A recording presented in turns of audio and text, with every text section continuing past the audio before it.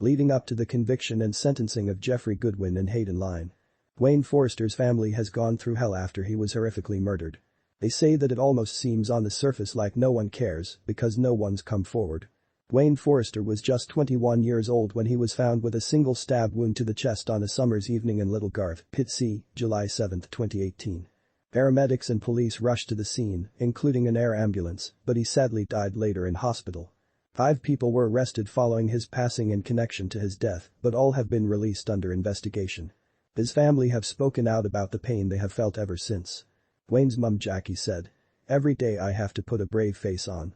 Sometimes I'm working and it just comes to me and just want to cry and I just have to try to be strong all the time. It's very frustrating not knowing who's done it." Sophia, his older sister, says they need to know who's behind his death. "Somebody's taken something from us and we don't even know why. We can't undo it, but at least having the answers about why somebody's done it and having that person understand what they've caused, I think that it offers some sort of closure." Whereas his brother, Alton, said it's been hell. He added, "The last year has been horrific. Some of us are still in therapy now. It's been full of tears, heartache.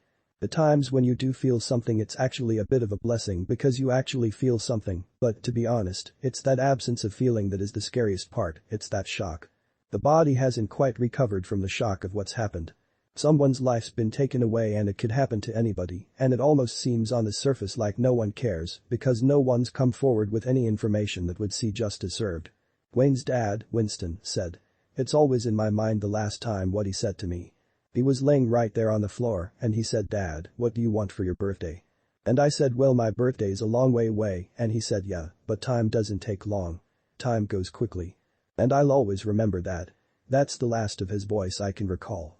The forensic post-mortem investigation carried out after his death found he had suffered a stab wound to the chest. Essex police subsequently launched a murder investigation into the victim's death and a total of 7 people were arrested, but all have since been released under investigation. In an appeal to find out what happened, the force released CCTV images of the moments before he died. "We can see him walking along in the alleyways and walkways in Little Garth, Pitsea, on the evening of the incident. A large cordon was erected and officers guarded the area the next day, July 8, whilst residents remember hearing the sound of the air ambulance land at the field nearby." Little Garth is near to Pitsea Road, which runs along the major route South Main. It is a short distance away from the Pitsea flyover, the A13 and the Tesco Extra. Dwayne had spent time in jail after being convicted for drug dealing.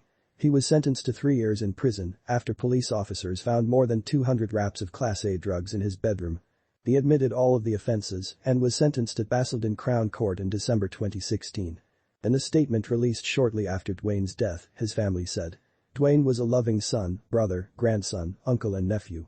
He will be remembered by all of us as a loving boy who enjoyed being with his family and was patient and kind with his young nieces and cousins.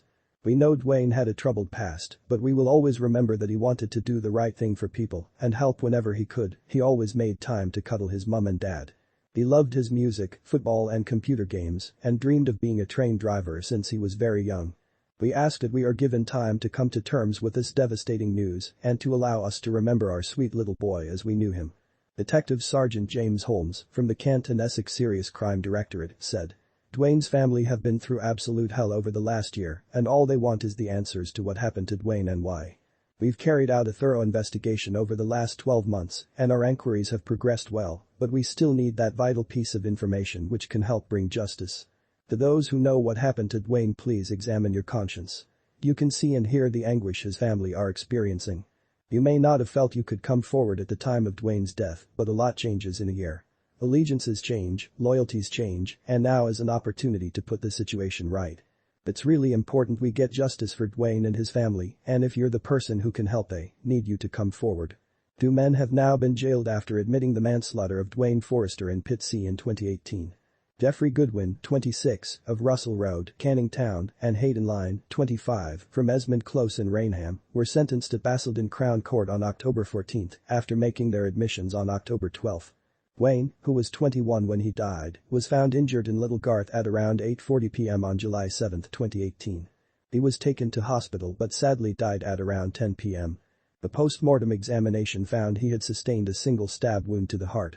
In the hours leading up to the attack, CCTV showed both Goodwin and Line in the area, while a witness described how Goodwin had threatened Dwayne for selling drugs on his patch. Officers were also told that, after seeing Dwayne, Goodwin had run across Pitsea Road towards Little Garth shortly before the attack.